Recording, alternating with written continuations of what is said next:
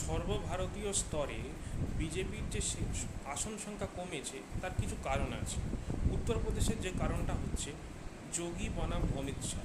তার কারণ হচ্ছে 2026 সালে প্রধানমন্ত্রী হিসেবে নরেন্দ্র মোদী হয়তো ইস্তফা দেবে, তার কারণ তার বয়স 75 বছর হয়ে যাচ্ছে। তাই দ্বিতীয় প্রধানমন্ত্রী কে হবে তাই নিয়ে তাদের একটা ইন্টারনাল পলিটিক্স চলছে, তার ফল ভুগতে হয়েছে উত্তরপ্রদেশে। মহারাষ্ট্রে হচ্ছে নীতিন গডকরিকে নরেন্দ্র মোদী যেভাবে সাইডলাইন করে দিয়েছে, সেই কারণে নীতিন গডকরি একটা কিছুটা রোল প্লে করেছে মহারাষ্ট্রে।